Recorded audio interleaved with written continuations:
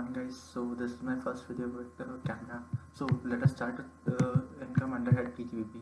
The most lengthy chapter I had tried to cover like very few pages. So let us start with section 28. What you have to remember is this basis of charges. If there is any income regarding the export incentive, it will be income underhead PGBP. Any profit and sale on due to entitlement passbook, it will be treated under PGBP. Benefit perk arising from business profession. If you are get a gift received from customer and client, it will not tax under head other sources. It will tax under head PGBP. If you are receiving gift from your customer and client, okay. If you are getting any interest, salary, bonus, commission, and remuneration by partner of such firm, you are the partner in such firm and you are receiving such salary, bonus, commission, it is taxable under head PGBP. But if you are getting profit from that firm, then it is exempt under income tax. Okay. If you are receiving any non-competing fees, you also know very well what is non-competing fees. Okay. And if you are receiving any sum received by employer under Keyman insurance policy, then it is taxable under head PGBP. If any person had converted any inventory, if you are converting inventory, stock and trade into capital asset, if you have stock and trade like jewelry, but you are turning it into capital asset, it means you have sell to self. So PGBP income will be arrived that a fair market value on date of conversion. Okay, then this is it is like basic, but you have to remember and you have to read all these 7 points. Okay, and then rent, rates, taxes, repair, and insurance for building. It is important that it is only for building. Section 29 only covers the building, and next section will cover that furniture. If building is used as if building is used by tenant, or if building is used by owner. If building is used by tenant, then if he has paid for rent for current repair of that building, and municipal taxes paid for that building, and any insurance, then these 4 expenses will be allowed to the tenant. And to owner, that if there is any current repair, if municipal taxes paid, any insurance, and owner will get the depreciation also. But here is some exception for tenant. If capital repair incurred by owner are not allowed as deduction, he can claim depreciation on such repair. It means if you have done any capital repair, because that current repair which expenses are allowed, it is in revenue nature, but if it is in capital nature, then it is not allowed as deduction.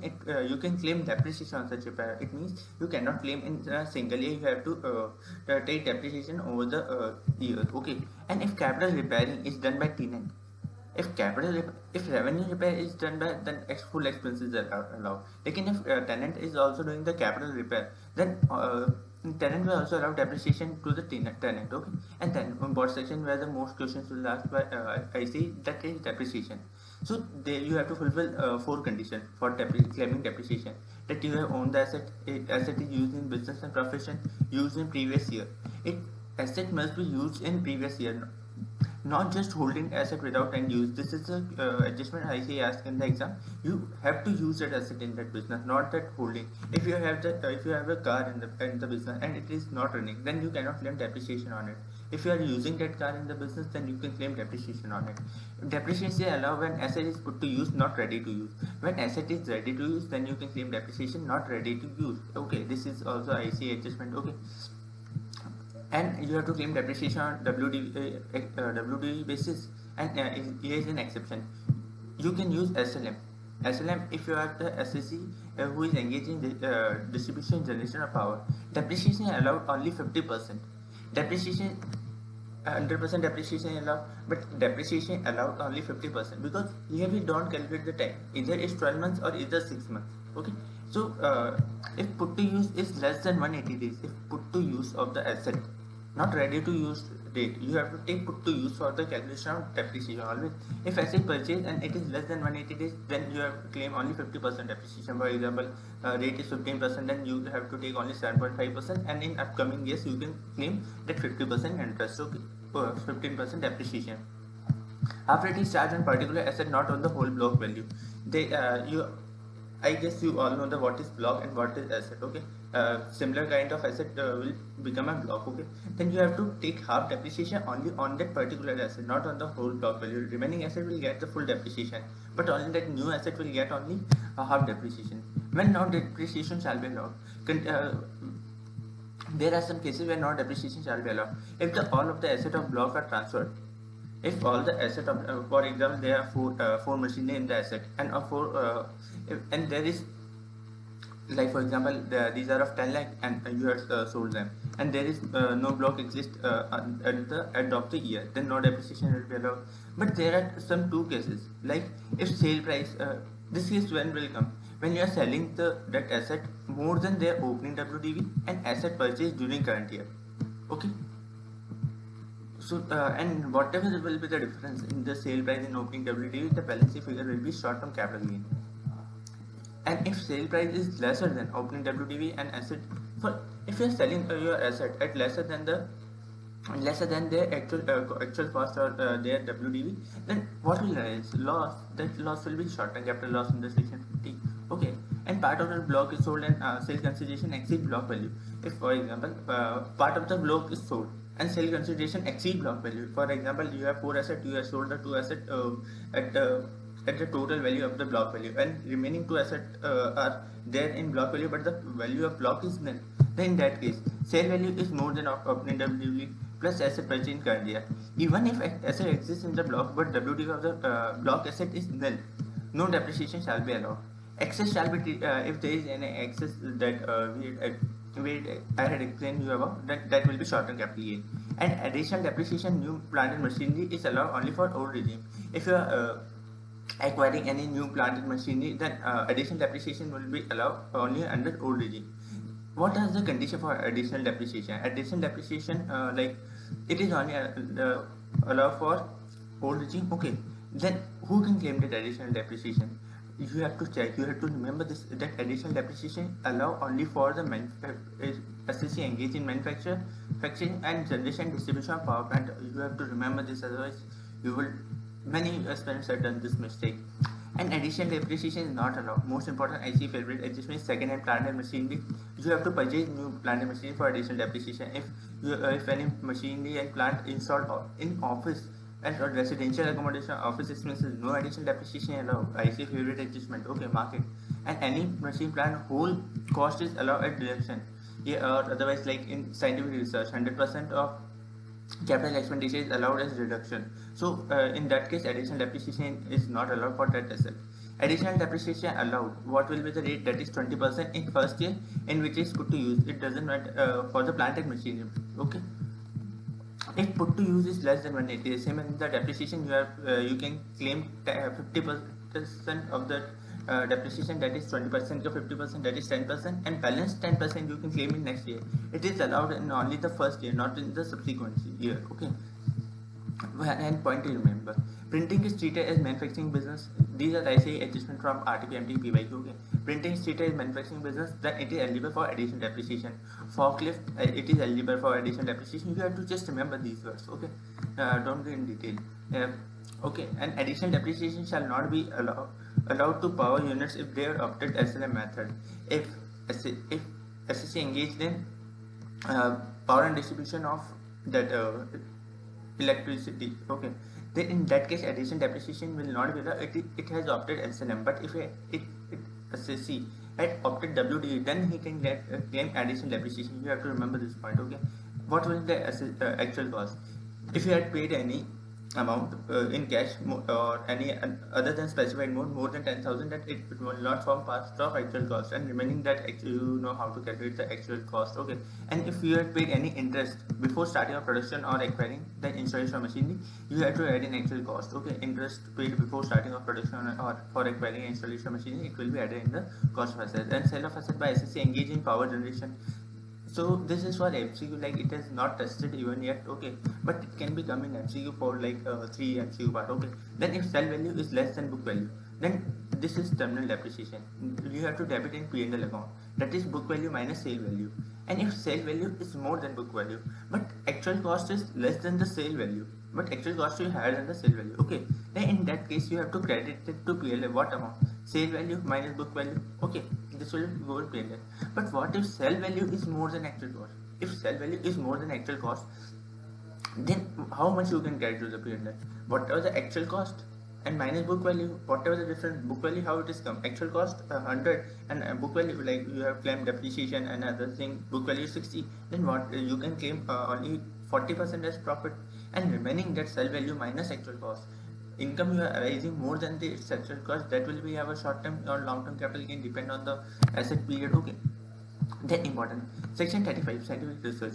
I have not covered that deduction like expenses or a part. I will cover it in like total income adjustment, because these are the like so much too much. Okay, I will cover in the total income question adjustments. Okay, and scientific research.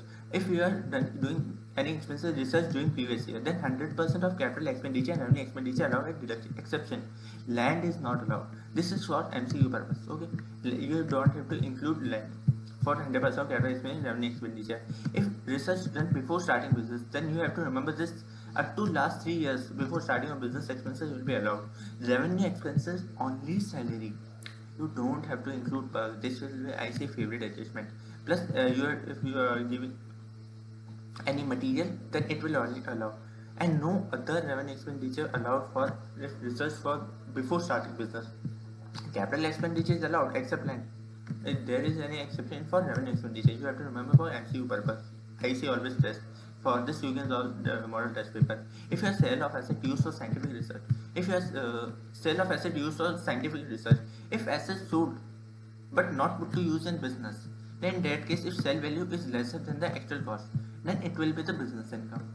If sale value is more than actual cost, then the actual value will be the PGBP, and that sale value minus actual cost will be short term capital gain. Long term gain I explained detail in above.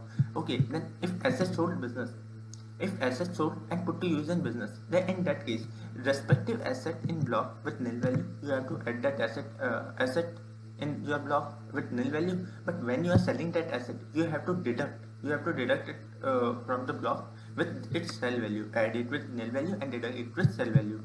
And you have to carry forward of unadjusted capital expenditure of scientific research.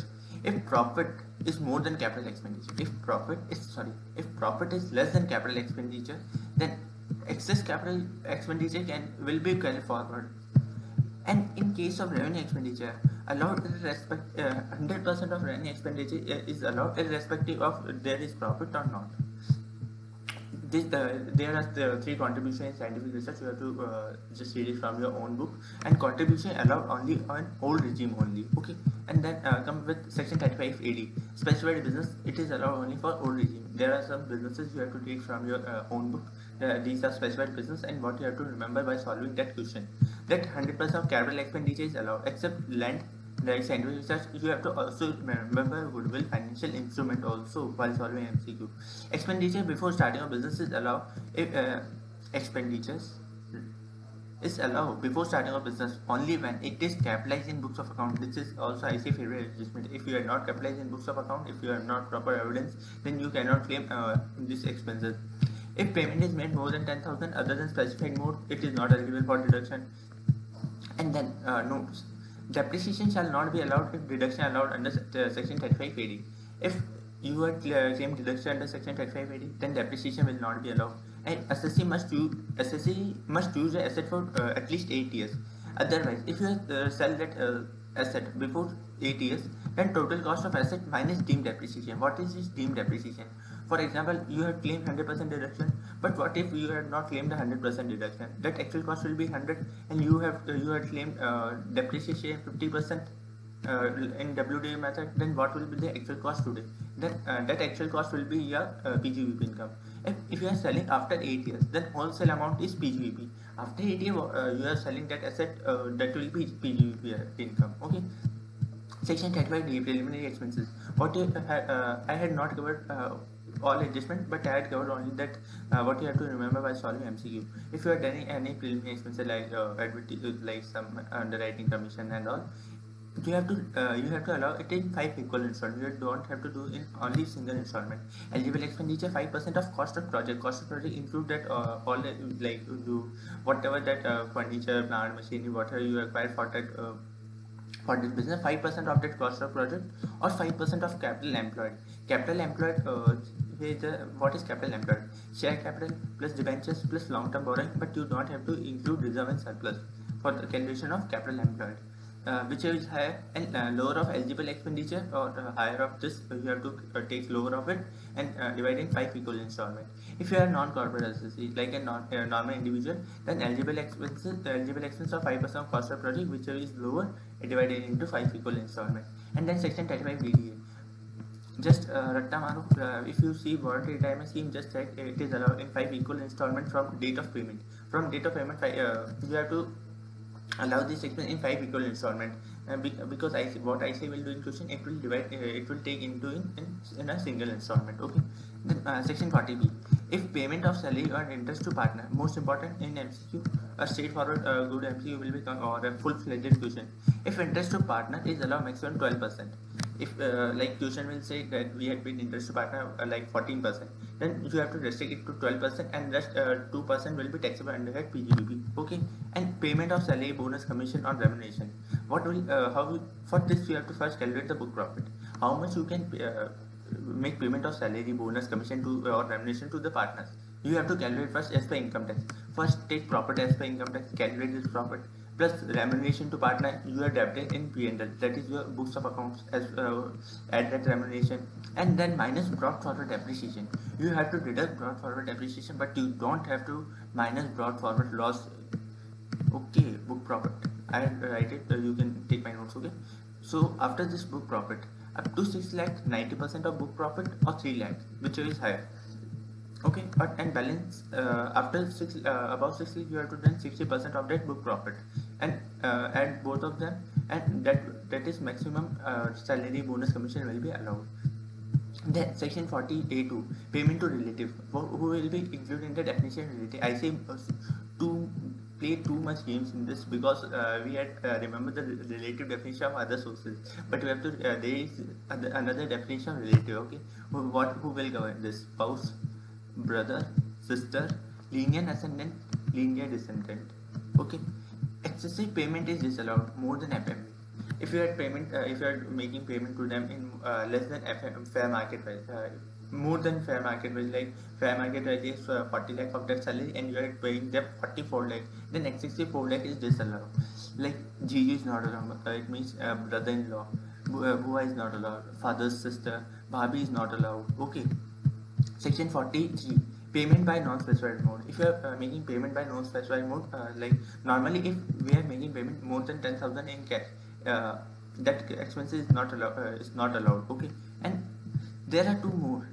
Only 10, you have to remember 10,000 exam, but what I say will ask 35,000, 50,000. If you are making payment or transfer of good cash, up to 35,000 in cash, it is allowed. And if you are making payment to employee for retirement benefit, then up to 50,000 of cash is allowed. This is an exception. Okay.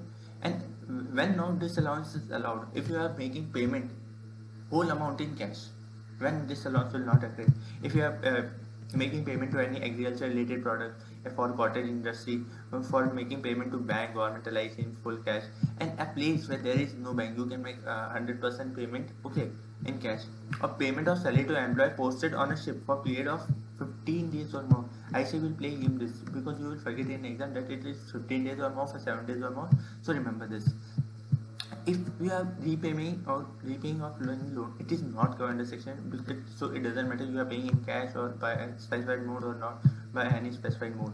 If contribution is approved, you have to do contribution approved gratuity fund for expenses otherwise reserved. If your employee is contributing in unapproved gratuity fund, that in that case that expense is not allowed. Then section 43B, allowed on payment basis. If paid on or before due date, allowed on payment basis, that you have to make this payment on or before due date. That tax duties as employee contribute, SPF, RPF, lease, salary, bonus, commission.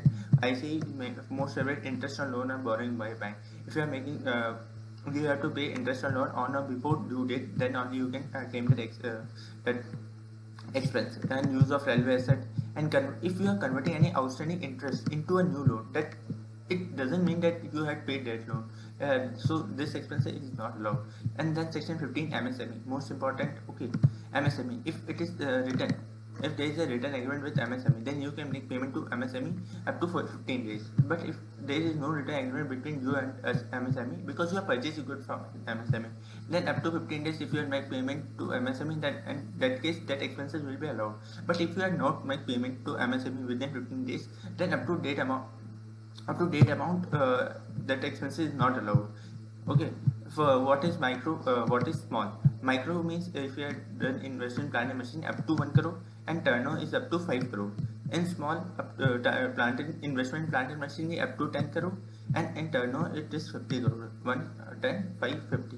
So easy to remember it. And then section 44, maintenance of book. It is like too much story. I say don't ask too much. You have just read rule 6 from your book. Okay. You have to preserve books for at least 6 years. For this will be asked in MCQ. Section 41, deemed PGBP income. You have to refund of deemed PGBP. If you are getting any refund of trading liability, then it will be your PGBP income. If we are sale of scientific research, which we are covered in section 35, this will be our PGBP income. Balancing charge in power generation, I had explained you about that. That will be your PGBP income. Recovery of bad debt, most important adjustment. If earlier all bad debts are not allowed as deduction, then proportion will form part of PGBP. So just practice for this. It is the most important adjustment, and you have to check it out. Okay. And section 44 AB, compulsory audit of books of accounts. When you have to compulsory to audit your books of accounts, it will be asked in MCQ so many times.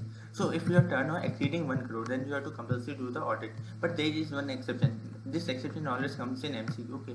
If your turnover is more than 1 crore but up to 10 crore, then you can then you don't have to compulsory audit your books of account. When for this 10 crore limit, you have to assure that total receipt is up to 5% of total receipt is received in cash, and up to 5% of total payment made in cash. If it is more than 5%, then it will not that 10 crore limit is not available, only 1 crore is available. If it exceed 1 crore, then you have to compulsory audit your accounts. In case of profession, up to only 50 lakh, audit is mandatory. Profit and gain on presumptive basis. Okay, profit and gains on presumptive basis. It is available for residential, individual, HF. IC will pay game here. LLP or company. For LLP company, presumptive basis is not available. It is available for resident, individual, HF. And for specified business, presumptive basis is not eligible. What is its presumptive? It is most important. Okay, eligible SSC turnover not more than 2 crore. Turnover will not be more than 2 crore. But there is an exception of 3 crore. What will the extent? Cash receipt will not exceed 5% of total turnover. What is the benefit of this presumptive? SSC can just simply say that take the tax at my turnover, 8% of total turnover, and further no deduction will be allowed, and this is the final income. Okay, but you can make this 8% to 6%. You are saying that my margin is not 8% in the business, then how I can pay tax at 8%? But so you can use 6% rate only when if 100% gross receipt is received up to return filing date. ICA will play here that 100% gross receipt received up to return filing date, but it has not received up to not last date of financial year. You have to check up to return filing date, not last date of financial year, through specified mode. Specified modes, you have to receive that 100% gross receipt up to return filing date and specified. These are the two conditions. You don't have to check last date of financial year. Brought forward business loss is allowed. Brought forward depreciation, it is not allowed. Okay, for upcoming section on section 44, brought forward depreciation is not allowed. Only brought forward business loss is allowed. It is then you can exempt from maintaining books of account. SSC has to pay 100% tax liability up to 15 months. IC also play game here. Okay, that it has paid the tax liability up to 15 March, not 30th March. You have to consider 15 March. That what will IC play again? IC will say that he has paid the 100% tax liability up to 25th of March. But then you cannot claim that presumptive basis. You have to make payment up to 15 March. This is mandatory. If he has opted out for presumptive, then he is not eligible for next 5 years. Books of account and audit is mandatory if he had opted out. Section 44 AD. Presumptive of profession up to 50 lakh, here is next 75 lakh, same like 44 AB, 5% of gross receipt in cash. Presumptive income, what is the presumptive income? 50% of gross receipt. Brought forward business loss is allowed, brought forward depreciation is not allowed. SSC has option to year, but in that, in here, if there is 5-year condition, but in case of PGBP, so in case of profession, you can change year to year basis that you have to opt presumptive or not, and rest same as 44AB. Section 44A, business of hire, flying and leasing of goods. The most important for MCQ, heavy goods vehicle. If gross weight is more than 12,000 kilo or 12 tons, 1 ton equals to 100,000 kilos. Okay, 1,000 per ton per month or part thereof. Then how you should calculate? You multiply, for example, here 7 trucks, which can with its gross weight is more than 12,000 kilo. Then in that case, 100,000 per ton per month you have to calculate, and for other vehicle you have to calculate 75,000 per month. It is not per ton, okay, it is not like per vehicle, per ton per month or per vehicle. Other vehicles के लिए 75,000 per month per vehicle. On basis of it, you have to check on the basis of ownership, not on the basis of vehicle run or not.